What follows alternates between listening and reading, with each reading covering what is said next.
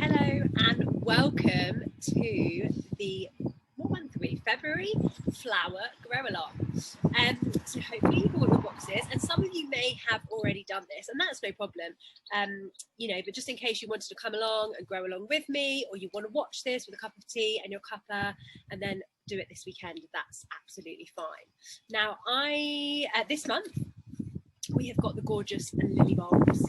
Now, these babies are going to be quite tall.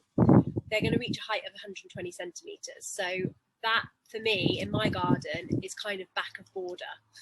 It depends, what other plants you've got growing in your border, but for me, it's definitely back of border.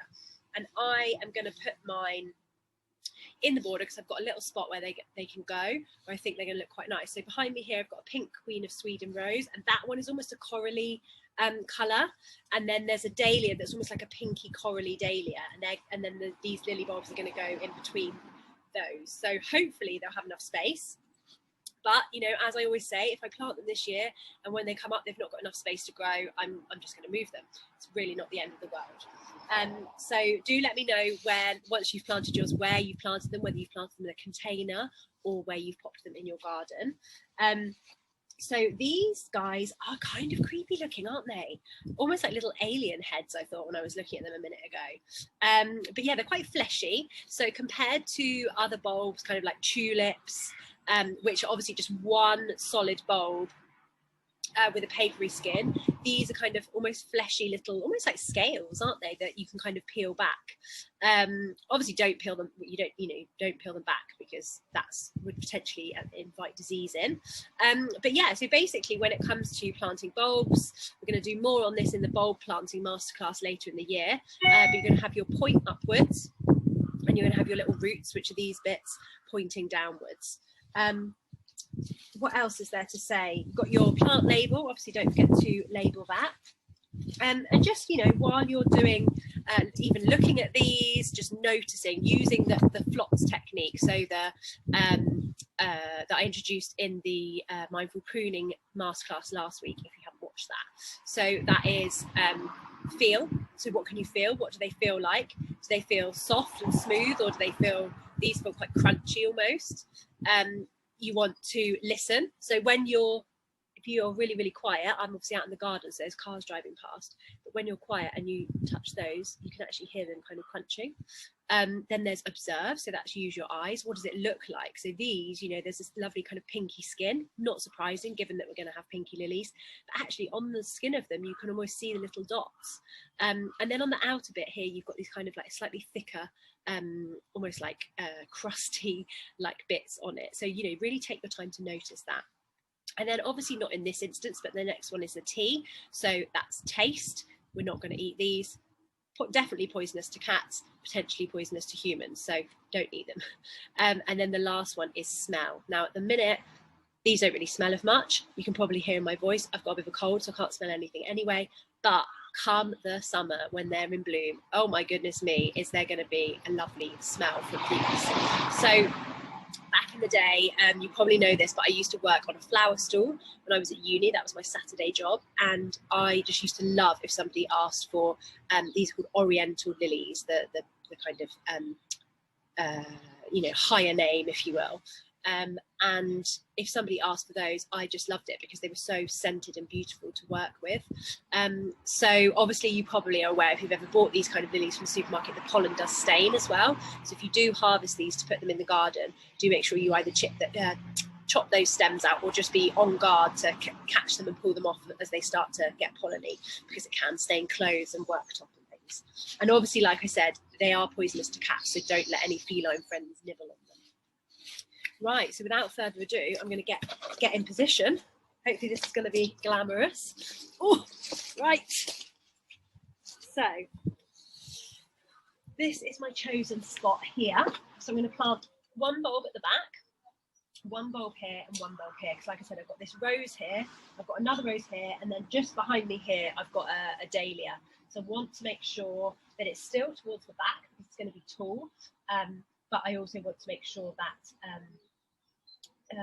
they've got enough space between three bulbs, because they need to have about 30 centimetres between them, especially when they're planted outside, because they are quite big flowers, and you kind of don't want them crossing over each other, because that would just damage the flowers and they just won't grow as well.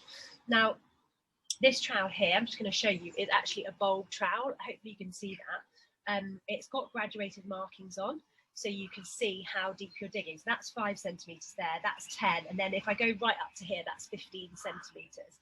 Now, these bulbs, because the flowers are going to be quite tall, they do need to be planted at 15 centimetres, because what will happen is the bulbs will grow, they'll send up a shoot, which will obviously then have the flowers on top, but then what will happen underneath the soil, the bit of the stem that is underneath the soil will actually send out roots of its own, and that will just help to really anchor the lily, because you can imagine if it was just anchored on the bulb and then it was a really windy day and it's a tall plant, it would just flop. So you do really need to make sure that you give it enough depth in order to have that strength to grow.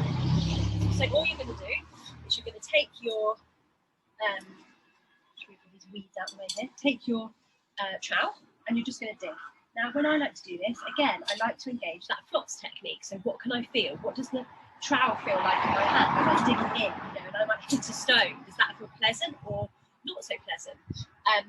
I listen as well. So what can I hear? So as I'm digging, I've got quite stony soil here. If I shut up for a second, you can hear my trowel there connecting against stones. So, really focusing on that as well. And then observe. So what can you see? I can see quite a big stone there that I've just got out of that hole. So I'm just digging that down, digging it out of the way. And then obviously taste. You probably really wouldn't want to taste this, but there's no reason why you can't grab a handful of soil and have a nice smell. Like I said, I've got 0 sense of smell at the minute. But, there is something very earthing about the smell of soil, very grounded. So I reckon I'm about 15 centimetres there.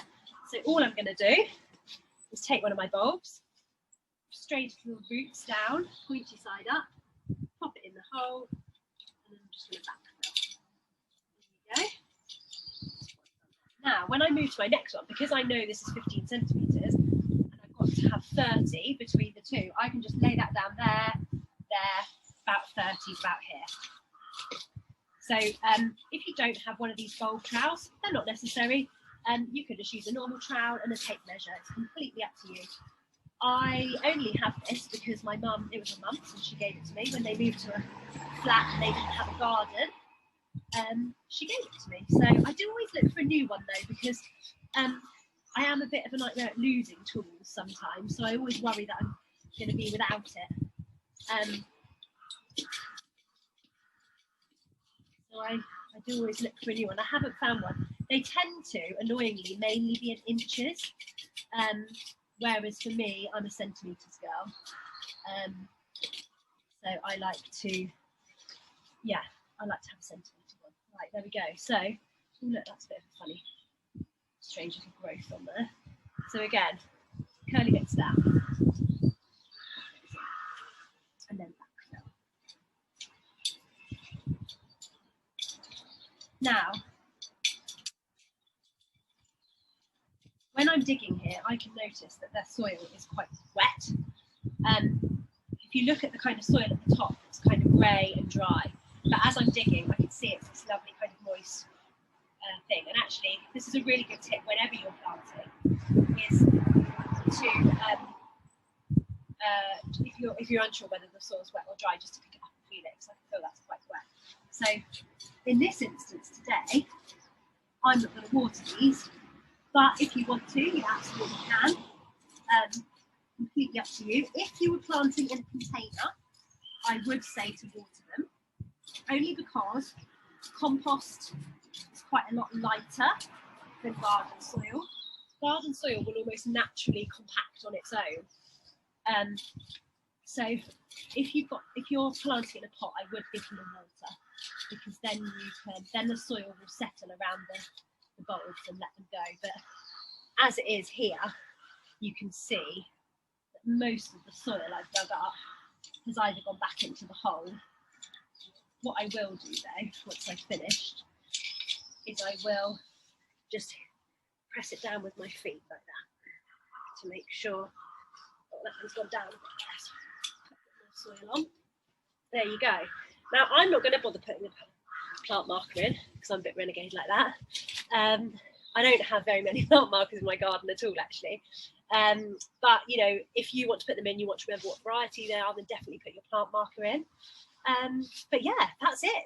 And then it's just a case of waiting for them to flower.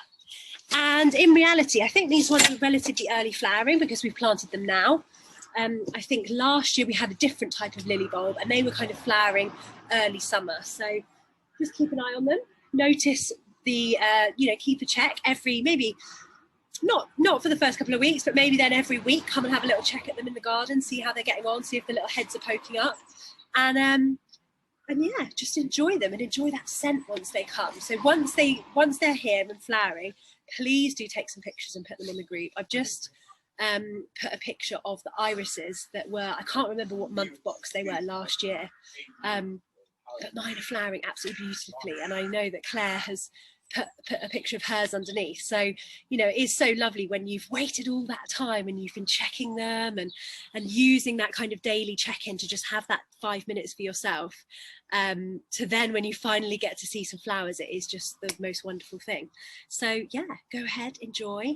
And if you've got any questions at all, these sessions really are all about me demonstrating the mindful gardening activity, and then it really is a question of, you know, handing over to you and you being able to answer any questions you want about the activity or about any other garden problems you've got that you don't want to ask in the group and you'd rather chat to me about face to face. So do make sure you utilize the sessions and come along live if you can. If you can't come along live, because I know some people on a Wednesday have meetings at 1 o'clock, then you can always pre-submit the questions on the event, which is always created the day before. So you can just type in the discussion in the event and then I can pick those up and answer those on the live.